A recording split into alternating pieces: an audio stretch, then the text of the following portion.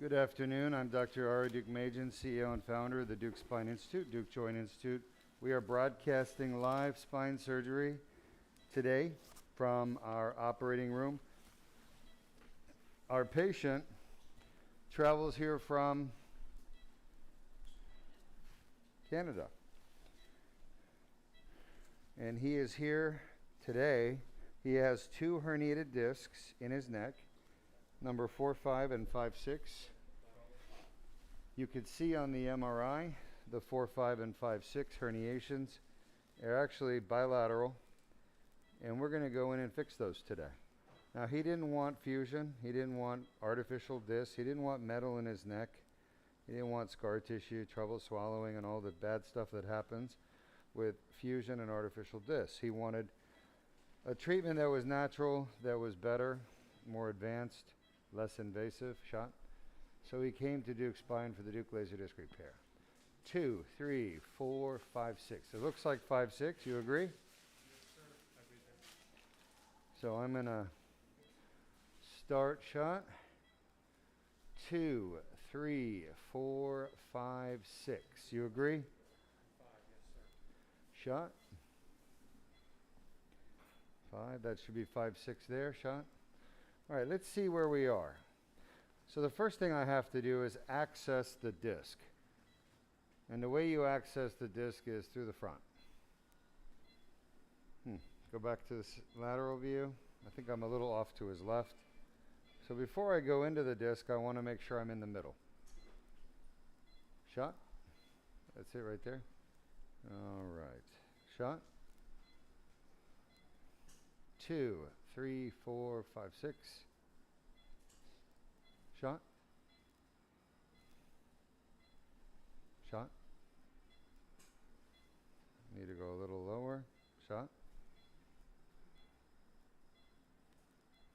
And shot. All right, so we're just at 2, 3, 4, 5, 6. Everyone agree? Yes, sir. Shot. See if I can get it lined up nicely here. Shot. All right, that looks good. Hold on. Let me go in a little bit. Now give me an AP. Poker. All right, now that I know I'm at 5-6, I want to check to make sure I'm in the middle. And I am, dead center. Show us the middle there, Jordan. You can see the middle of the spine by looking for the spinous processes. Those are in the back of the spine, but you could see them through the bones in the front. And you can see the needle tip is dead center. All right, let's go to a lateral view. Beautiful. And let's count again. 2, 3, 4, 5, 6. 5-6 is the bottom of the two discs that we'll be fixing today. So we're at the right disc. We're in the middle. Things are looking good so far. We're going to fix this disc and we're going to fix the one above it. Correct? Everyone agree? Take this. First, I'm going to do a discogram. And when I do this discogram, I'll be injecting two types of dye into the disc. You'll see after the injection where the annular tear is and the herniation. There it is. Show the herniation. You see the herniation is the black stuff. That's the dye around the herniation. That's what we're here for. And show the tear, the annular tear. You see that little black squiggly line? That is the annular tear. Beautiful. As a matter of fact, that's kind of a nice one. If you could zoom in, Jordan, let's reshoot it. And Sanjay, you can give this one for the website. Zoom in more. That's not zooming in. Oh, there you go. All right, fine. You ready? Here we go. Shot. Ooh. Copy that. And shot. Too bad. You can see the tear pretty good there. Keep all of those, Sanjay, right there. You see the tear? That's a nice one for the records. Yes, doctor. All right. And shot. So at this point, I'm placing the guide wire. I'm going to numb up the skin. We've lost 1 drop of blood so far. Right there. Not even a full drop. This is a relatively bloodless surgery. We don't lose blood. Maybe we lose a few drops, but that's about it. I'm giving some numbing medicine. Not because he's awake and he can feel it, but because he's asleep but he can still feel it and respond to it. Even when you're asleep, pain is perceived by the parts of the brain, usually subconscious parts of the brain. And it has an effect on your vascular system. The incision I'm making is 4 millimeters. 4 millimeters is tiny. You might get a 4 millimeter incision and think that a mosquito bit you. Shot? All right, here we go. I'm going to take the needle out and leave the guide wire in. You could see C2 at the top, 3, 4, 5, 6. Shot? Beautiful. The needle's out, guide wire's in.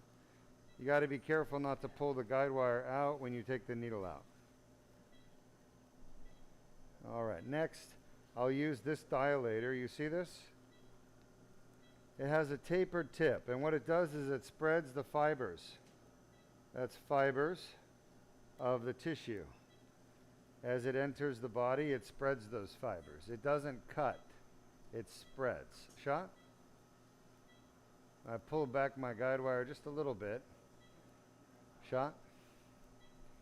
Now I use a twisting motion to advance. Shot? And I'm keeping an eye on my dilator tip as I am also on the guide wire. Shot? I don't want my guide wire advancing into the spinal canal too far. Can go in a little bit, but that's about it. Shot? The reason why the guide wire would advance is because it traps the dilator traps the guide wire sometimes and advances it. Shot? All right, let's get an AP. At this point, I've advanced the dilator tip to the front of the disc through the soft tissues. This surgery doesn't cause any swallowing trouble or hoarseness or any of that stuff like open surgery does. Beautiful. So the tip is right in the middle. You got annular tears on both sides.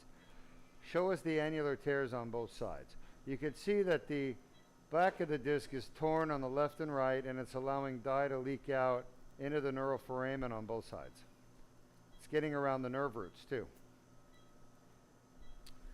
All right, at this point, I'm very happy. We're in the middle, and I'm going to start advancing my dilator into the disc. Shot? I'm going to take the guide wire out. I don't need it.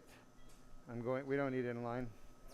I'm going to advance this through the disc. Right, see the tear back there? That's a really nice picture there. I'm right at the tear. You see where the dilator is right at the tear? I'm going to go through the tear to the back of the disc where the herniation is. Shot? See that nice advancement there? Yes, I do. Now, we are literally inside the tear and right at the base of the herniation. That's perfect. I'm lucky I have a great neck on this patient. An easy neck. Okay. Next, I'm going to advance my tube. The tube that we'll be doing the entire surgery through. Shot? And as you do this, you want to monitor. See, the dilator came back a little bit. You want to monitor not just the progress of the tube, but also the progress of the tip of the dilator. You don't want the tip of the dilator going in. So the tube is 4 millimeters wide. Shot? And that's why the incision that I made was actually 4 millimeters wide. It's to accommodate the width of the tube. As a matter of fact, the incision I made is exactly 4 millimeters, so it's actually sticking. Shot? Sticking to the tube at the level of the skin, but we should be fine. I'm going to watch this tip of the dilator as I advance my tube.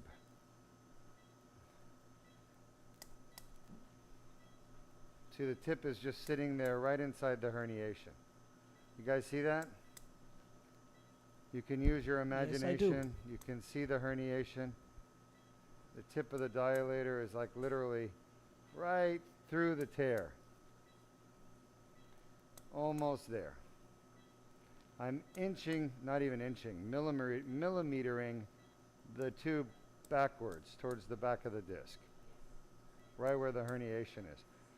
The tube is at the tear, at the back of the tear at this point, and I think we're ready now to do our Duke laser disc repair. Shot? Perfect. You see that, folks? Yes. Pretty cool, huh?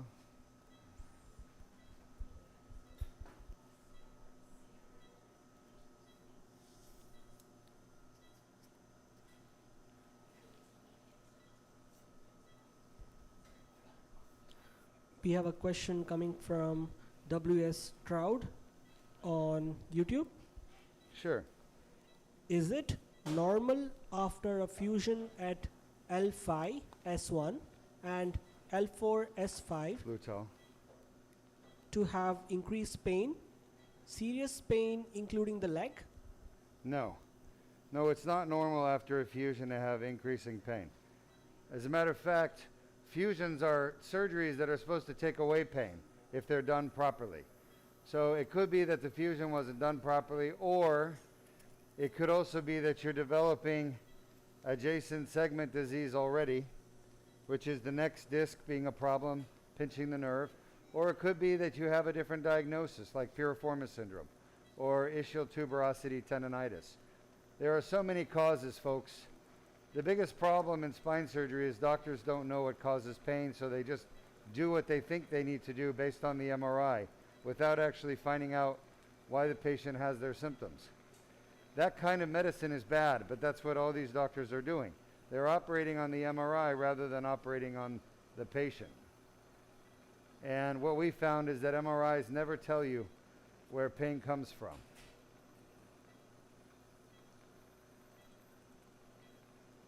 Patients do. So if I were you, I would get your MRI, a new one, and talk to your doctor, get a new MRI, and then do the Duke Spine free MRI review.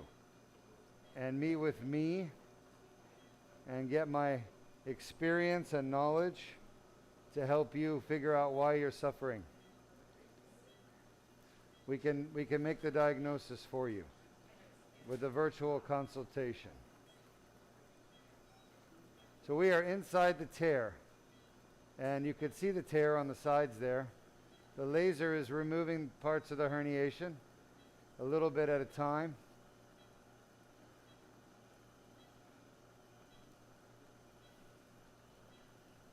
Whoa, that was a big.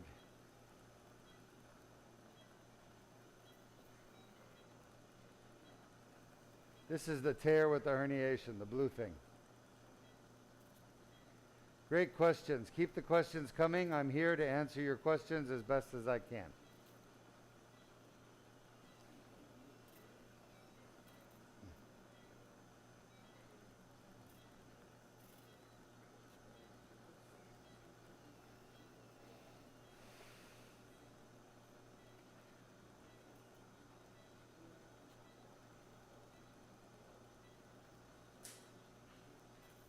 Let's flip it. So what I do, for those of you wondering, is I'm going back and forth, basically left to right, along the tear, removing the herniation from the tear. Sort of like removing a giant splinter stuck in your finger. All right, if we don't remove this herniation here, the tear will never heal. The tear is trying to heal, and that's evidenced by inflammation. What's the first step of all healing? Inflammation. But the inflammation is only the first step, and the healing only goes to the second step when the inflammation finishes. The inflammation finishes when the foreign matter that it's trying to remove is removed, is destroyed. But as long as it's still there, it will not stop the inflammation. So the inflammation goes on for years with a herniated disc because the inflammation can never get rid of the herniation. Not possible. Grab her.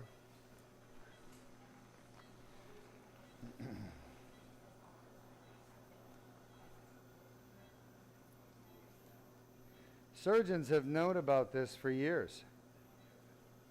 That's why we do spine surgery, folks. We do discectomy when the herniation gets really big and it's pushing on the nerve root, and people have leg weakness, numbness, sciatica. But what a lot of people don't understand is that even small herniations cause symptoms. You don't have to have a giant herniation to have symptoms. We're so used to thinking about herniations causing symptoms because they're big. That's what doctors are taught, but it's wrong. Herniations cause most symptoms through inflammation, not from compression, from size, from inflammation. And the inflammation is what we're seeing right here inside the annular tear. Unfortunately, 99% of doctors don't understand this concept, so they can't fix you because they're looking for something big pushing on a nerve. They don't understand it doesn't need to be big, and it needs to be just inflammation there. Any questions? Yes, we have a question from Tina Henry on YouTube. All right. What type of procedure would you recommend for a stenosis? What do I recommend for stenosis is a decompression. And it depends if the stenosis is cervical or lumbar. But the surgery we're doing right now is the best surgery in the world for stenosis. It's called the Duke laser disc repair. It's endoscopic with a laser and metal instruments that we use. This is the best treatment for stenosis. The other types of treatments require open invasive surgery. Invasive surgery is very risky, and it causes collateral damage. So you have risks of complications, infection, bleeding. And then if you're putting in metal, you have risk of complications from the hardware, from the metal. So it's always best if you can avoid putting unnatural things in the body, like metal. Well, if we were supposed to have metal in our bodies, we'd be born with it. So the Duke laser disc repair that you're watching now is really the highest evolution in treatment. It's the most advanced surgery in the world for treating these injuries to the discs, the stenosis, back pain, discogenic back pain, discogenic neck pain, radiculopathy, radiculitis. Anything to do with a disc problem or spinal stenosis, this is the most advanced treatment in the world for it. This is what I would recommend. Now, there are things that cause stenosis that are not conducive to this surgery, like blood clots, infection, tumor, fracture. Tumor, fracture, blood clot, infection. Those four things are possibly better treated with open surgery, like laminectomy. Laminectomy was created for removing tumors out of the spine. The first surgeon to ever do a spinal laminectomy was Dr. Victor Horsley. Everything all right, Berndes?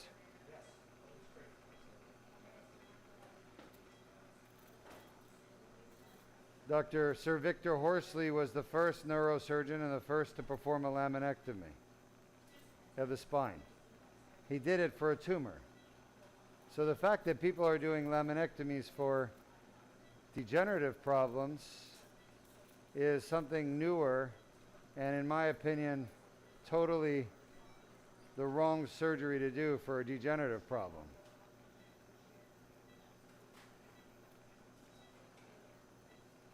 But most doctors are taught to do laminectomy because that's sort of an old technology. Before we had endoscopic surgery, that's what doctors did. It's a bad idea. It's too destructive. It creates more problems than it solves. And everybody that gets laminectomies these days, almost everyone ends up getting a fusion afterwards because of the instability caused by the laminectomy. I used to do a lot of laminectomy and fusion until I did more of these endoscopic procedures, and I realized these are much better. The results are better, the complications are fewer, the outcomes are better, like better relief of symptoms, and the return to normal activities is much faster than open spine surgery, like laminectomy. Taking out pieces of herniation here, lots of them. So far, surgery is going well. Why don't you show our audience, how does a herniated disc like this cause so much pain inside the spine? Copy Where is that pain coming from? Copy that. Playing educational video in 3, 2, 1.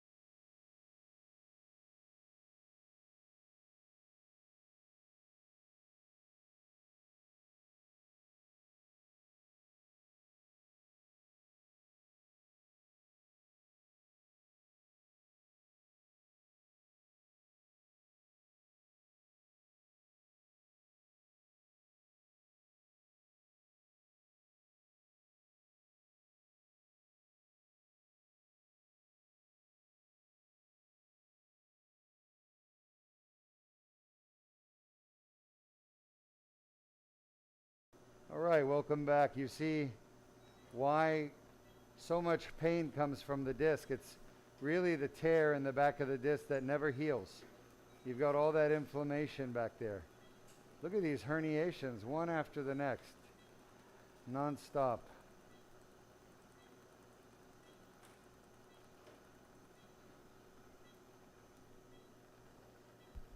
So the pain is coming from inflammation that is occurring in the back of the disc as the body is trying to heal the herniation. And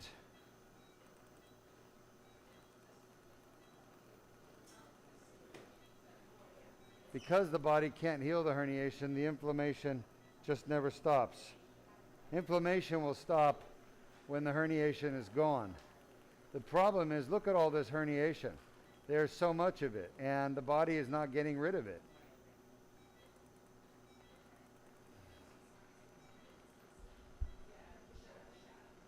You have another question, Sanjay? Yes, we have a question from Tina Henry on YouTube. All right. Do you ever have patients who don't respond well to the laser surgery? And Go ahead. And what does the follow-up look like if the pain doesn't resolve? That's a great question. Look at all these pieces of herniation, by the way. I mean, how many of you guys counted so far? I can't even, there's still a big one there. I look at all these. So the question is, have you ever had a patient that didn't respond well to the Duke laser disc repair? The answer is no. The reason is simple. The surgery works every single time as long as the diagnosis is correct. In other words, it would be the same as if you have a fire and it's burning and it's a dry fire, not an oil fire, If you make the right diagnosis, you throw the bucket of water, it's always going to put the fire. It's a small fire, same size. Okay? So the diagnosis determines the treatment. If it's an oil fire, you don't want to put the water. Okay? Most fires are not oil fires. They're dry fires, and they respond to water. But some fires are oil fires. And if you put water, it will only make it worse. So think about the spine, as most back pain comes from a disc injury, a herniated disc. As long as the herniated disc is the source of the pain, then the surgery works every single time. However, if the diagnosis is wrong and it's the facet joint instead of the disc, then the pain will not go away. Now, I'm very careful. I make sure the pain is coming from the disc before I do disc surgery. I use my physical exam, my knowledge, the MRI, diagnostic imaging. I make sure that the pain is indeed from the disc before I do surgery on the disc. The best surgery for the disc is what you're watching. It works every single time. It has never not worked in 1,700 surgeries. Okay? Now, have we ever had a patient, we did the Duke laser disc repair on the disc, and they come back and they have pain? Absolutely. 25% will have facet pain after the cervical disc surgery. 25%. That's a big number. That's 1 in 4. They come back, but they don't have disc pain, they have facet pain. And it's a totally different treatment. So their disc pain is gone, but they also had facet pain, or we just didn't know they had facet pain usually. And even if they did, it doesn't matter. We have to do a separate treatment for that. It's RFA or DPR now. Does that make sense? So my point is, as long as the diagnosis of disc pain is accurate, then the surgery works every single time. I've never seen it not work in 17 years. The problem is 25% of the patients have more than the disc as the cause of their pain. And they could have the SI joint, the piriformis, ischial tuberosity, tendinitis. I mean, there's so many other facets, causes of back pain. There are 30 causes of back pain.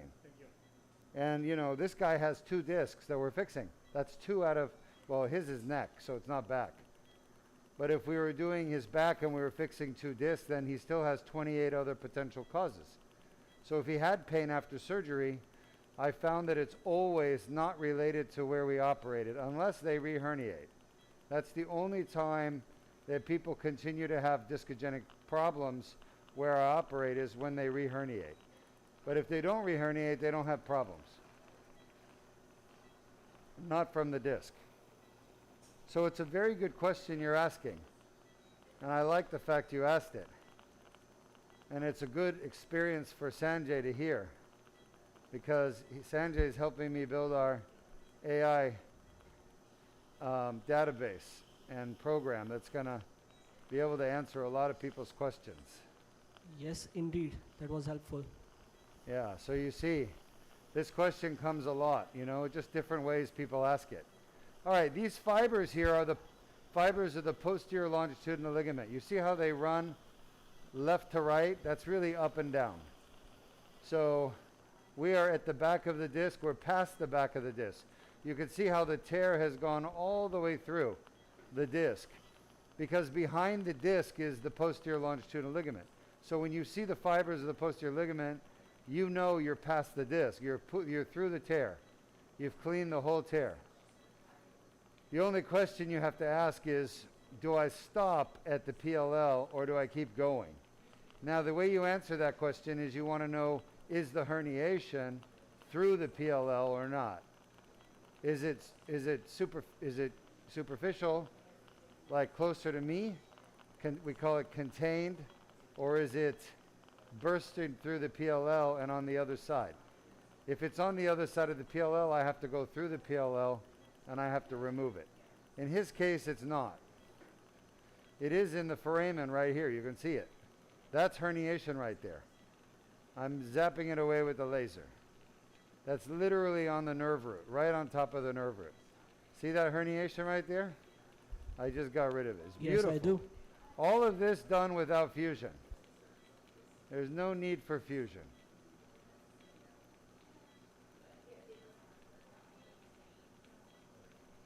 Oh, look at that herniation. Just shot out of the foramen. That was on top of the nerve. I like to examine my patients right after surgery the next day, and I want to see if their strength is better in their arm. And every time I do this surgery, I find the strength is better because they were weak. They didn't know they were weak. They're weak because these herniations right here are pinching the nerve, causing weakness in the arm. So when I see my patient the next day and their weakness is either gone or better. Look at that herniation. Look at it come out of the foramen. Okay, that's perfect, Sanjay, for cervical foraminal herniation. It was literally in the foramen on the nerve root, pushing on the nerve, and now I got it out. Copy that. We have a name for this, folks. It's called reverse herniation. I don't know if I got it. Noted. Reverse herniation is when the herniation comes back inside the disc while we're inside the disc with the endoscope. Which way was I? This way? Yeah. Are you sure? Yes, sir.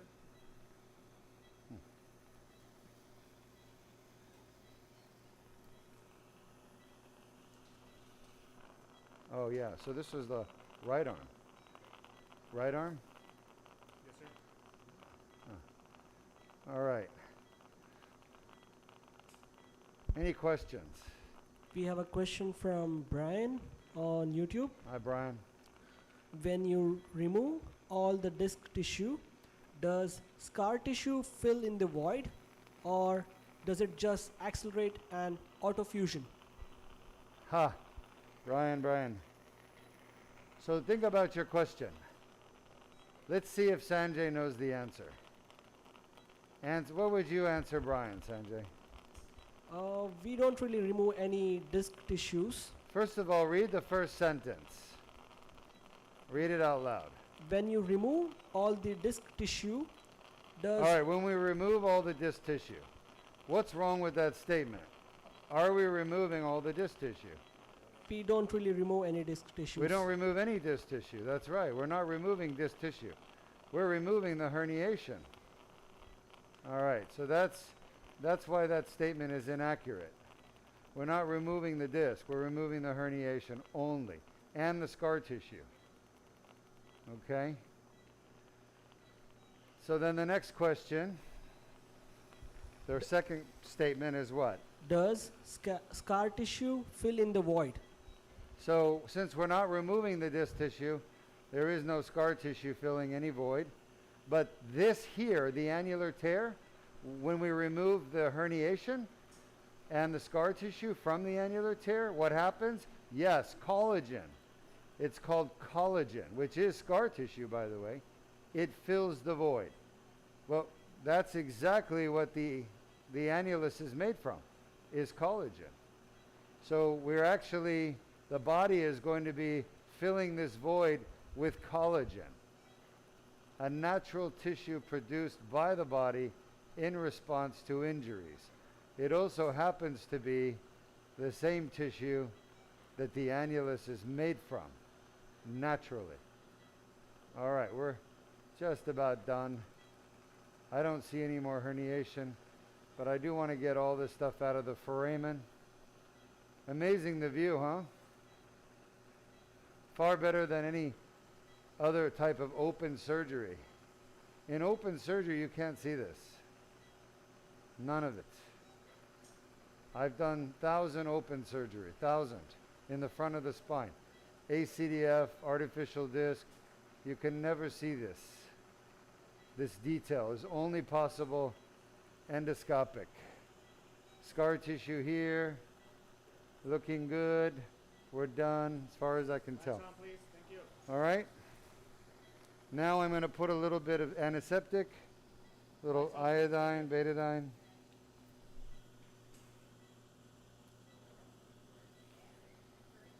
All right, any other questions?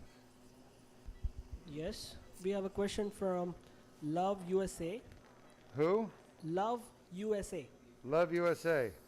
I love the USA too. on YouTube. A little louder, Sanjay. You're just a decibel or two too light. Do you perform surgery on folks suffering with severe constant neuropathic pain below C6 spinal cord injury and adhesive arachnoiditis? So they're asking if I would, come on in, perform surgery on a patient with neuropathic pain from a C6 spinal cord injury. I will perform surgery on a patient as long as it's safe and effective. In other words, it has to be safe for the patient and it has to work. So somebody with a spinal cord injury that has neuropathic pain from a spinal cord injury will not get better with my surgery.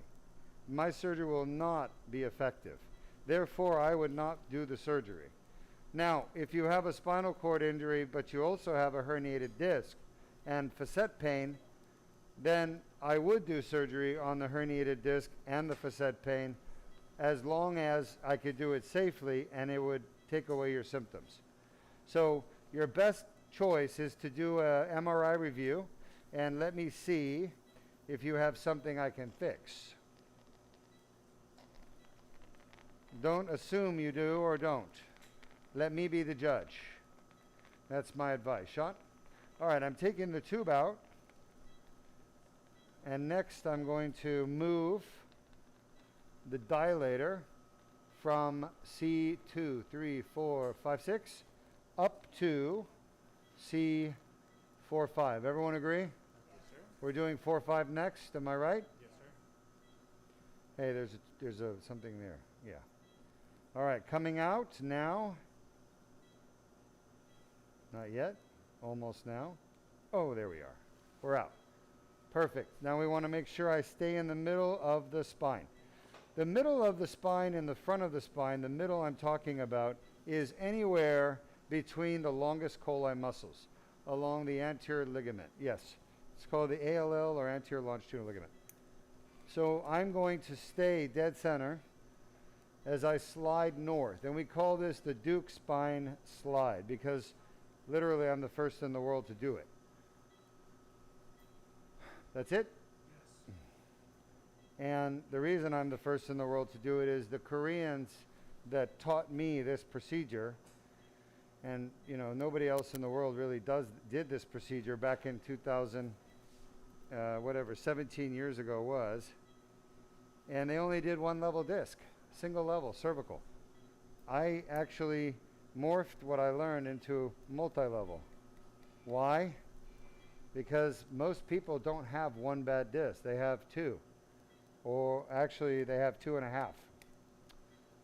So the average number of disc injury that's symptomatic, 2, 3, 4, 5, is 2.5. So if I were to just do what the Koreans did that taught me the endoscopic technique, then I would have to keep bringing people back 2.5 or 1.5 times. They would have to come in for 2.5 surgeries on average. So I decided that I was going to figure out a way to fix everything with one surgery. So these people didn't have to keep coming back.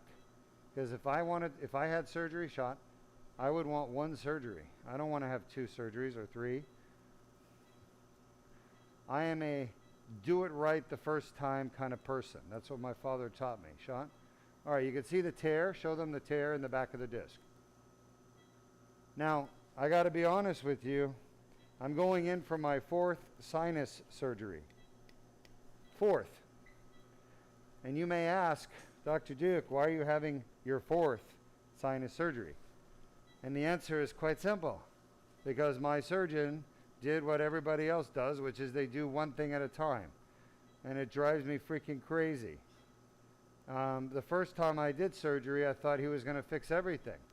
And I came out and he said everything went great. And then I'm like, why am I still having trouble breathing? Right? And then, oh yeah, you probably have a collapse of the nostril. All right, what do we got to do? Well, we got to do surgery to fix it. Oh, well, why didn't we do that the first time? And then after that was done, I had to go back for a third surgery because I had my soft palate was just blocking my airway. Well, why didn't we fix that the first time? So I am not just a doctor or a surgeon. I'm actually a patient. And I hate the fact that doctors don't fix everything the one time they're supposed to. And so I always felt you should fix everything while you're there. Who wants to go through more than one surgery and recovery? Sinus surgery is Stupid, huh? Sinus surgery, notoriously very high failure rate in the United States. Sinus? Extremely high. It's right up there with meniscal. Well, I can tell you why sinus surgery fails, because they don't do everything they're supposed to do, damn it. Top two. Anyway, I should have been a damn sinus surgeon. Any questions? We have a question from Tina on YouTube. From PETA? Tina, All right, I'll take the question. Thank you. I heard you mention in another surgery that you found a lot more damage than the MRI showed. Yes. Do you ever do exploratory surgery? Oh, no. No, we never do exploratory surgery. Shot? That maybe, back in the 40s and 50s, that would be okay, but today there's no reason for a doctor to do exploratory surgery unless you're going in to explore a surgery that was already done and you want to know what's going on in there. That can happen. For example, The abdomen for cancer. no, in spine surgery, you can do exploratory surgery if the patient had surgery before by another surgeon, shot, and now they're having what we think is a spinal fluid leak from the other surgery, where the other surgeon nicked the dura. Happens a lot, not me, but other surgeons. And the patient has a swelling in their back, and the surgeon doesn't tell the patient that they nicked the dura and got a hole in it. And the patient's wondering why they have headaches. Like, I had a patient this week on Tuesday who went to, I should say who it is. It's in Florida, but I won't mention the name. I'll just say it's in a city called Hudson, Florida. For those of you who know Hudson, Florida, there's an institute. He went there. He got a spinal fluid leak. So in a case like that, it would be appropriate to go in and explore, looking for the spinal fluid leak. But we don't do exploratory surgery for degenerative disc stuff. I always know exactly what I'm going to do ahead of time.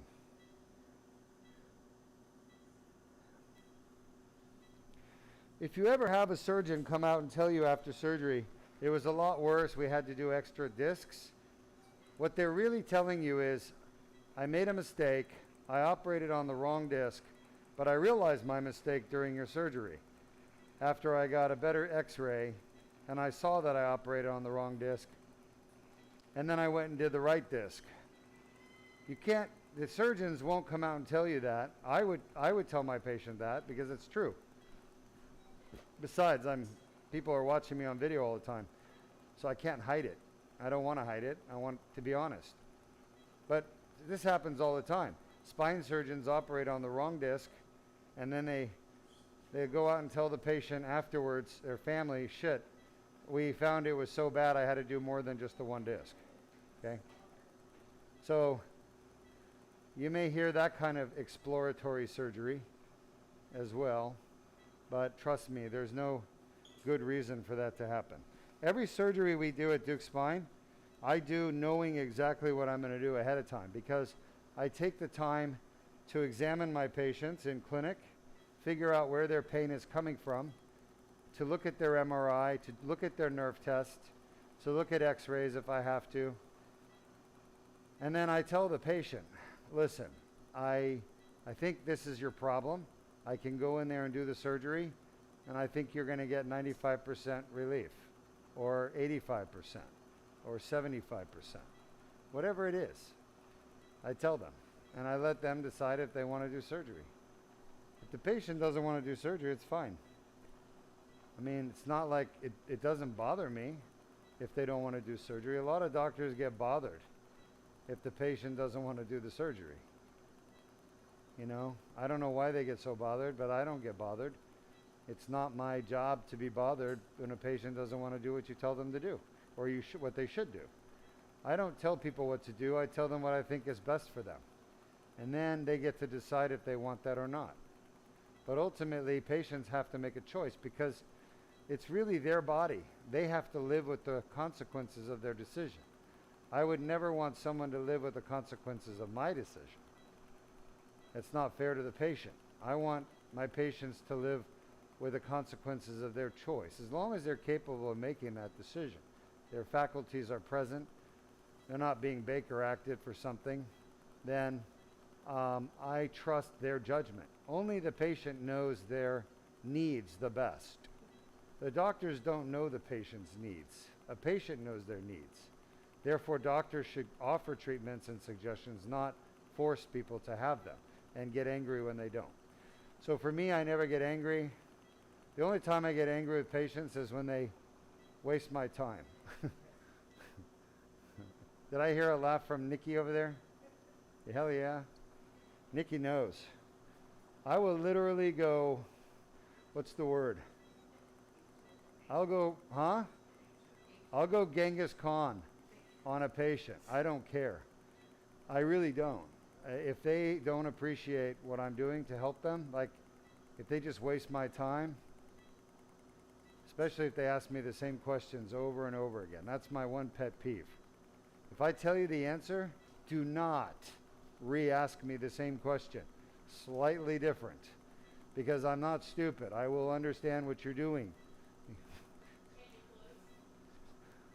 And I will be extremely offended. Listen, you don't have to believe a word I say. It's okay. Doesn't hurt my feelings. But don't waste my time because you don't believe a word I say. Waste your time. Don't drag me down with your ship. Right, Berndes? If you want to ride a ship to the bottom of the ocean, to the Marietta Trench, go ahead. But don't take me with you. AKA, I see a lot of people on Facebook. They're like, oh, I'm in so much pain. I have 2 herniated discs. I'm like, we can fix it. Get the Duke laser disc repair. Here's a video. Watch this. And then they don't thumb up it or anything. They just, they saw it because it's their post and you're responding. They don't respond. And then like a few days later, they're like, I'm in so much pain. I don't know what to do. Wait, didn't I just post 2 days ago that you need this procedure? Here's another testimonial. And I do this, and then after like the 5th time, they're still posting, I'm in pain. And it's like, you're in pain because you want to be in pain. Do you not get it? You want to be in pain. If you wanted to be out of pain, you would have done something about it. You have a neurosurgeon telling you, here's how to fix it. And I've got hundreds upon hundreds of testimonials that I can fix these things. And you're still choosing to just complain about it and do nothing productive. So those people waste my time. And I don't appreciate it. Okay? I just don't have time to waste. That's the problem. Maybe if I was on the beach somewhere in a bathing suit watching the waves, you came up and wanted to waste some of my time, I'd be okay with it. But when I'm trying to get work done and help people that want to be helped, that really legitimately want to be fixed, then don't waste my time with people that don't want to be fixed. All right. Any questions? We have a question from Adrian on YouTube. Yep. Doctor, is the 10 minutes. Hold on. Dr. Berndes, 10 minutes. Yep, sorry, go ahead, Sanjay. Is the laser focused just in front of the fiber? Yes. How Yes. do you stop the laser from damaging the tissue far from the tip of the Yeah. fiber? Great question. So is the laser's effect just right there at the tip of the laser? The answer is yes. The laser energy only goes out a 0.5 millimeter.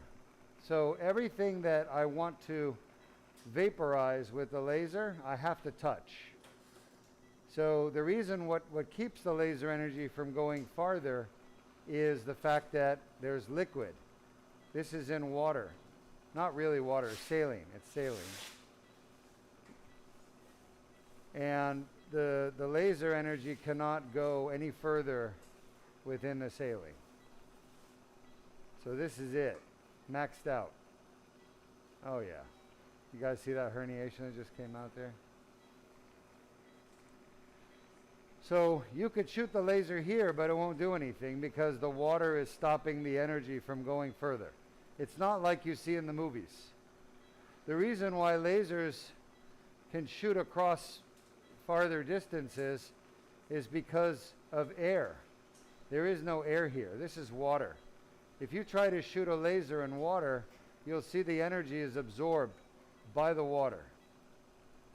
And that's what's happening here. The laser energy is being absorbed by the liquid inside the tube. That liquid that I use keeps the tissue cold so it doesn't overheat. It also keeps the laser cool so it doesn't overheat. It keeps us from having a fire, potentially. So it also keeps the laser from going and damaging things it shouldn't be damaging. So, and the other thing the fluid does is it takes the pieces of herniation out because it's under constant pressure. What is that? Oh man, that was weird. It was like banging my hand. That was your nerve monitor? Yeah, I was making sure it's okay. No, it's fine. It was just banging on my hand. I was like, what the hell is that? I thought the patient was trying to wake up. Let me out. You see those movies, right? No? Yes? Where somebody is stuck in a box. They're trying to get out. All right. At least Nikki laughs at my stuff. Nikki, you're going to do just fine here. Any other questions? I'm almost done. I need about 2 minutes left. You could see all the herniations gone. Yes. I don't see any more. You can see all the scar tissue here, right? That's where the herniation was. We have a question from Love USA on YouTube. Love, I love USA too. Sure, Do- love. Do you perform cervical laminoplasty and dress ablations and or spinal cord untethering? Yeah, so do I perform spinal cord untethering? I know how to do that, of course, as a neurosurgeon, but I don't do it typically. Do I perform DRES for pain and spasticity? No. I mean, okay, when I say no, what I'm saying is yes, of course I know how to do those, but I'm mostly a degenerative spine surgeon. I fix degenerative problems. Can I do a spinal cord untethering? Yes. Can I do DRES? Yes. Can I do a laminoplasty? Yes. I don't believe in laminoplasty. I think it's a horrible surgery. I've seen a lot of patients, not mine, but other surgeons, where they fail and they crush the spinal cord. All right, you don't want that. There's absolutely no reason for that. The best is the laminectomy and fusion. All right. I am pretty much done here. Just want to peel back this last bit of PLL. You can see all the herniation is now gone. This is just fibers of the PLL and scar tissue. I don't see any more herniation.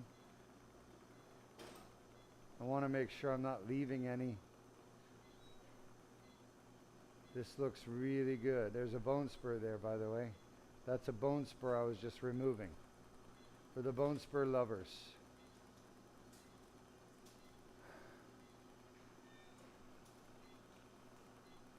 Great questions from our audience.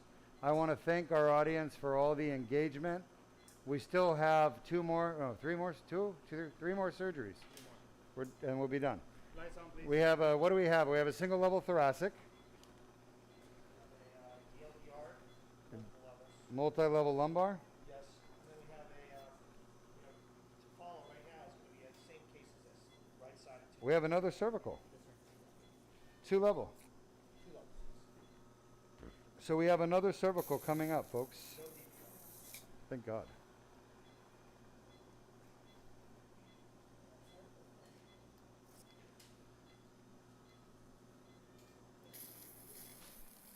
Good job, everyone.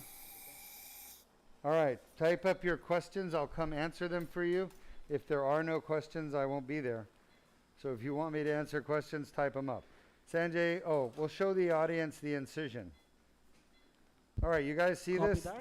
The whole surgery was done through this little tube. Sanjay, you see that? Yes, I can see Look that. how skinny it is. It's 4 millimeters. Okay? We did the whole surgery through this tube. And then at the end, that's where the opening is. I moved around the back of the disc, and I could take all the herniation out. Look at this incision. It's tiny. Tiny little 4 millimeter incision. I got it. All right? Little bit of vein bleeding. We're going to just hold pressure for a few minutes. And we're pretty much done. He's going to get a little bandage. I got it. You just clean up. And he's going to go home in about 45 minutes, maybe an hour from now. This is outpatient surgery. There's no hospital. Our patients come back the next morning for a quick checkup. Go ahead and start breaking everything else down. So type your questions up and I'll answer them for you, okay? You have the benzoin? I'll put the benzoin on. Thanks. A little benzoin.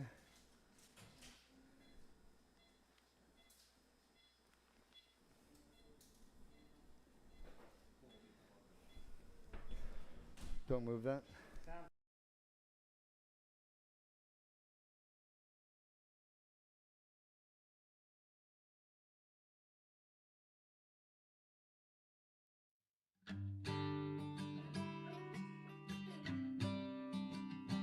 And good morning, I'm Dr. Ara Dugmajian. It's August 10th, 2022. I'm here with one of my patients who traveled to Duke Spine Institute because she had 3 herniated discs in her neck. They were causing problems for her like neck pain and weakness and numbness in her arm. And she just underwent the Duke laser disc repair yesterday, less than about 24 hours ago.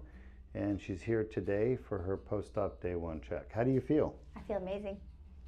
Good. You want to tell us, did the surgery help you, the Duke laser disc repair, and how did it help you? Absolutely. I have 0 pain. I am not on any medication, even the ones you gave me. Don't need my muscle relaxer, don't need pain medicine. I immediately had all my strength back. All my fingers feel just like normal. I'm back to normal. And you're actually wearing an outfit here. What is this outfit? Yes, this is my work uniform. I came directly from work here. I went to work at 5 a.m. this morning after surgery at 7:30 yesterday. I reported here. So You're right. Went right back to work. Yep, and had you had a fusion done, an ACDF, you would have been out of work for how long? I don't know because nobody offered me a fusion. They absolutely refused to fix me. Well, if she'd had a fusion, she would have a huge scar on her neck, which you don't have. Show them your No. scar. Very How tiny. big is that? 4 millimeters? 4 millimeters. And you would actually be out of work for about 3 months with a fusion. 3 Yikes. months minimum.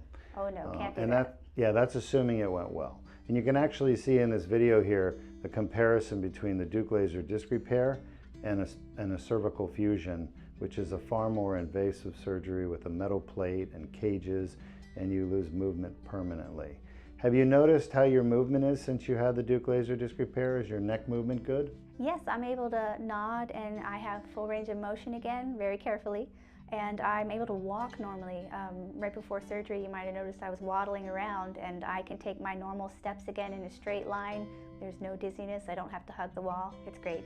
Yeah, the reason she had balance problems is because her spinal cord was getting pinched on by the herniation, which we got in there, and when you watch the video, you actually see there's a herniation pushing on your spinal cord, and I use a laser to remove that herniation and get the pressure off your spinal cord and the nerves. So I'm very happy with the results. Your surgery went perfect. We lost just a few drops of blood, and here you are the next day back to work, and that's incredible. This is why the Duke laser disc repair endoscopic surgery is so amazing, is people can have a great result, have low risk of the surgery, and be back to work the next day if they want to. All right, so what kind of symptoms did you have before your surgery? How were they affecting your life besides your balance problems? Oh, I had severe pain that would make it to where I couldn't do my job. I'd have to have my coworkers repeat things to me often because I was in such pain I couldn't concentrate, couldn't listen to them. I had to be very careful walking around the office. I'd ping pong down the halls. I had trouble typing, lots of typos because I couldn't feel half my hand most times. I wasn't able to drive a bus at all. It's very dangerous when you can't have a grip on your steering wheel, can't reach properly for the controls when you have pain that's preventing you from moving. I have 7 mirrors to check in a bus. I couldn't move my head right. It just was a bad situation. And so it really affected your quality of life and your ability to do your job. So we're real excited. Now you're doing better and hopefully go back to being normal. Yeah. All right, is there anything else you want to tell your fans out there? I would say that when you watch his videos, it's a little QVC-ish, but he is not lying. It's all the truth, and you better come and see Dr. Duke because it's worth it. It's worth every penny. I'm not afraid that I paid for this, and even if I don't get any of that back, it's totally worth it. And I don't know if anybody's ever called you a tool before, but you were definitely the tool I needed to get my own self fixed when nobody else would. I am God's tool, so I try to do what God asked me to do and help people. Right. So that's okay to be a tool. Well, congratulations. Take care. And I'm very happy for you. It's a good handshake, right? Yep, Yes, very it good. is. Yeah. All right, take care. All right.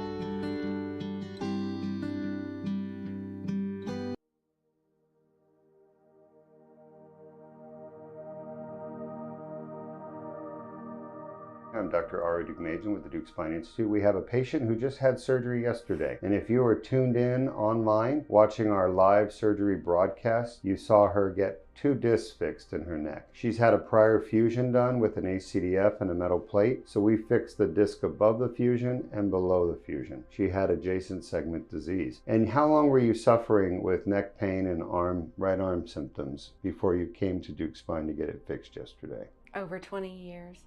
Over 20 years. Over 20 years. And you had the Duke laser disc repair done. You can see we had to make 2 incisions on the front of your neck. How do you feel after the surgery you had yesterday? Awesome. Never felt like I've not felt like this, and I couldn't tell you how many years. I've not been able to actually have a normal life due to the pain. Hurting so bad, having to lie down during pretty much after lunchtime. Do you still have that pain right now? No, sir. It's gone.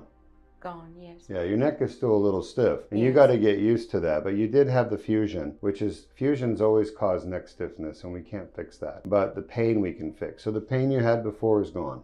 Yes, sir. You happy? Very, very happy. That's an understatement. Now you have a funny accent because you come from Bluff City, Tennessee. Isn't that right? Yes. All right. And why did you travel to Florida for your surgery? Done a lot of research, and then I found you.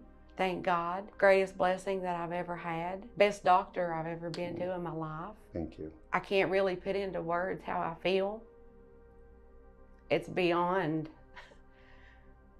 It's the greatest blessing ever. It truly is. Well, I'm glad you're doing well. I know your husband is here. He's been very supportive. He was here throughout the surgery yesterday, and you can actually see in the video footage that we made 2 tiny little 4mm cuts in the front of your neck, went down through the neck, not damaging anything inside, and getting to the herniations where the tears were. And actually, you could see the tears on the discogram that I did. And they were big, and we were able to get in there and clean out all the herniations with the laser, and we didn't have to do fusion anymore. We didn't make your neck any worse than it came here with. And the nice thing about the Duke laser disc repair is it's a stabilizing procedure, getting rid of pain and neurological compromise. I checked you today. You came to us with weak arms, and now you have normal strength in your arms just 12 hours, 24 hours after your surgery. Yes. Not had that in so many years. So many years.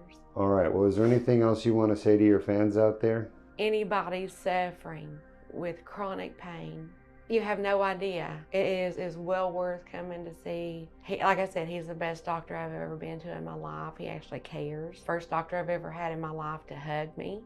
and asks me how I'm doing. And compliment you on your nails. Exactly. He loves my nails. I He do loves love my your nails. nails. Highly recommend him, like I said. Very well worth everything. He truly does care.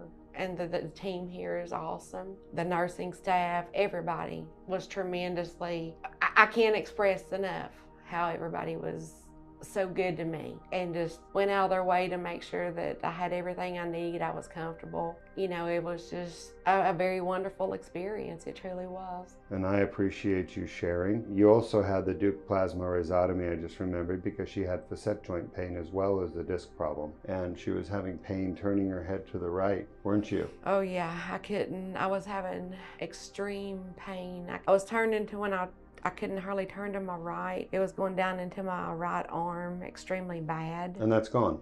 Yes. Amen. And it's gone permanently. So I'm very happy for you. When are you heading back home? Saturday morning. All right. Well, enjoy Florida for a few more days. You take care of yourself. You've got my phone number if you need anything. Yes. All right. I thank take you care. so very much. You are more than welcome. It's my pleasure to take care of you. Even with my funny accent. All right. Let's get you out of here, okay? Go enjoy the beach or something.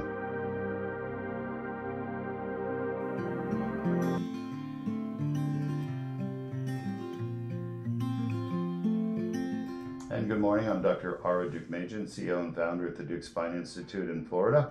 I have one of my patients who just had surgery yesterday, and he traveled from New York with his lovely wife, and they are here for the Duke laser disc repair, which he had done yesterday morning, just 24 hours ago.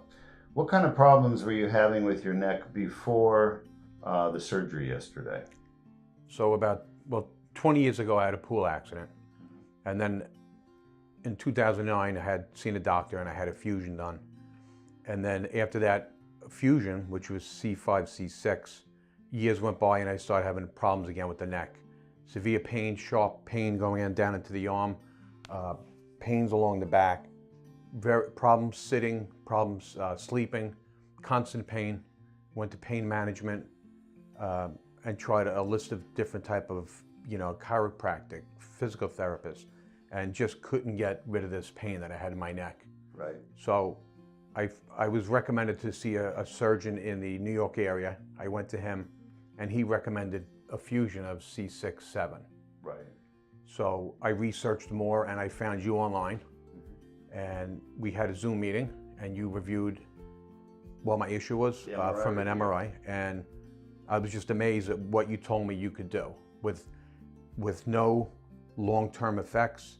I mean, here I am, I had surgery 24 hours ago. You would never know it. Look at me. You're not holding me up, right? No. Is that amazing? This is Truly modern had technology. surgery, Yeah. truly. And I feel so much better. It looks like Yeah. you're turning your neck a lot better. I am, see that? No pain. Without with that, is it? hesitation. Yeah, So that's just like great. that. They just took my Band-Aids off. I walked in here, I feel great. I don't have any pain in my shoulder and going down my arm. I can lean back now with no burning sensations in the neck. It's just amazing. And my original fusion, when I heard they wanted to do another one, I was worried because it was so painful. I must have been in bed for a week and a half before I can even move around. And they put a drainage in your neck. It was just very uncomfortable. Barbaric. Yeah, it was like crazy. And then I'm like, why isn't everybody coming down here? They should, because we have figured out the right way to treat herniated, bulging, degenerative discs in the neck, and it's with a laser and endoscopic surgery. And you found us, you came, you experienced both, because you had the fusion years ago in 2009, now you had the laser. How would you compare the two in your mind? Night and day. Yeah. I mean, I would never get a fusion again. Never. Well, now that you've had your surgery, I know you were asking if you can go to the beach today and go in the water, and I said yes. What kind of things are you going to do now that your life is going to be without this pain?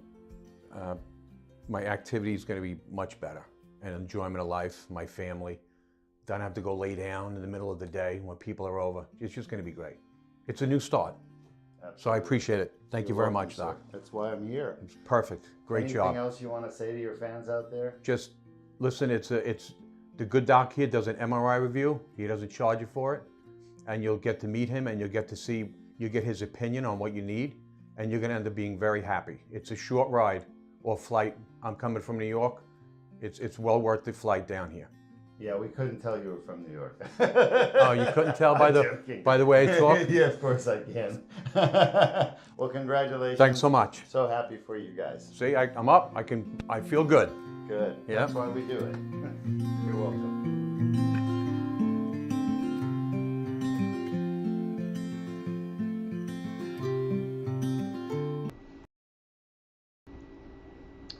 Well, I hope you enjoyed that testimonial from one of our patients who underwent the Duke laser disc repair as much as I did.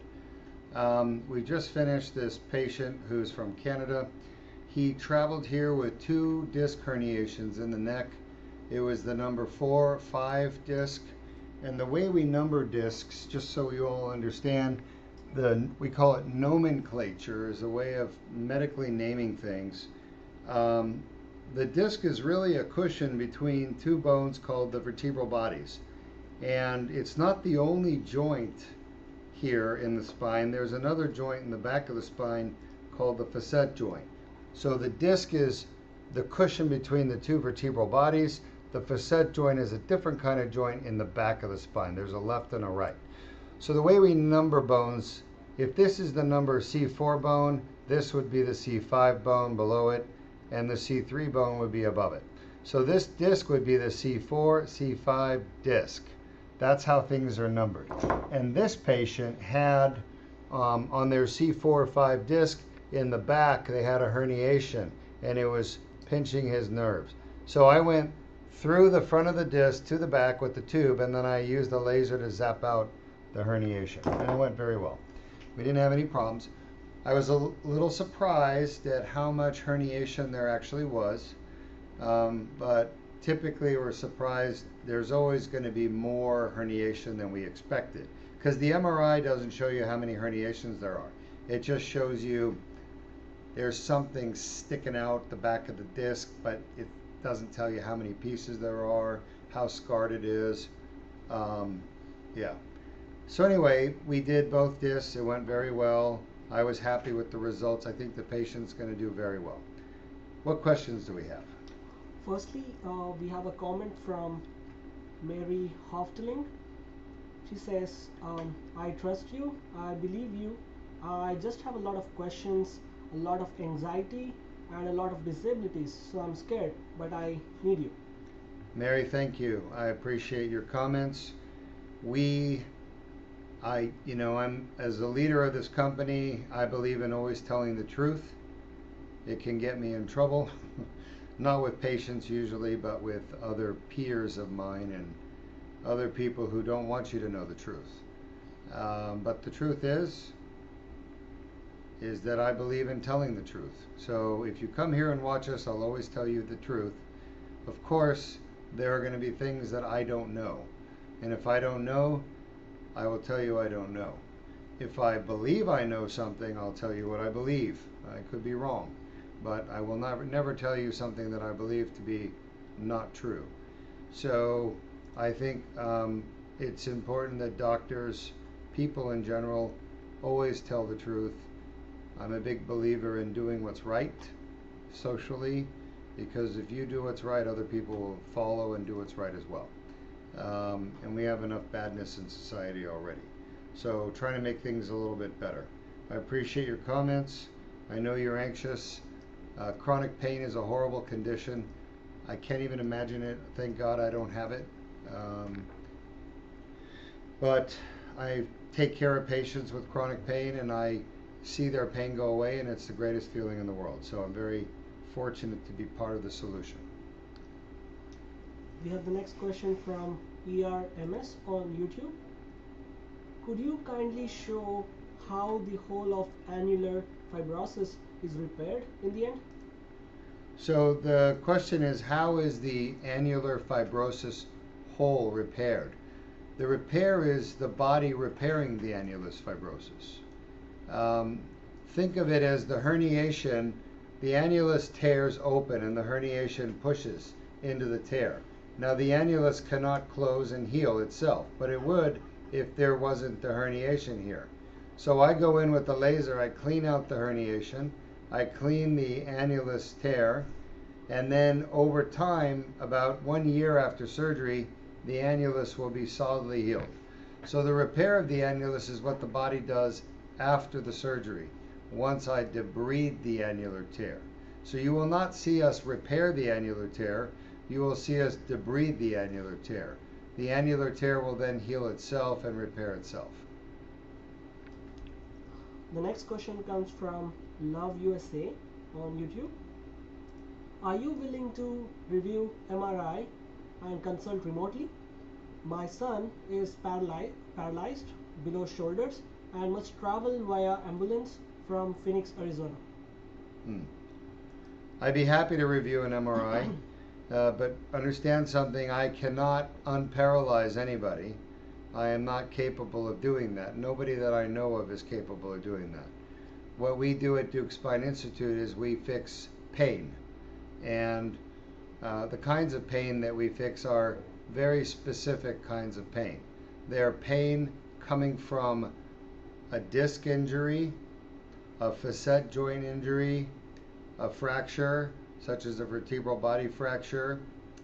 But we cannot fix pain from a spinal cord injury. So if that's the cause of the pain, or spasticity is the cause of the pain in the muscles, then we would not be able to help your son. I'm sorry, we're just not capable of doing that. On the other hand, if you feel your son has some type of pain, maybe above his injury, in his neck with movement that hurts, that we could probably help. So you're welcome to use our free MRI review, and you will meet me for 10 minutes. It's free, no charge. I'll look at the MRI, I'll examine the patient, talk to the patient and you, and I'll try to provide answers as to what's wrong and how we can fix it, if we can fix it. No further questions? All right, I hope you enjoyed the surgery. We will be back. We have another patient with 2 cervical disc herniations. We'll be going in and fixing those 2 herniations. And then after that patient, I have a patient from, I want to say, another patient from maybe Minnesota or Michigan.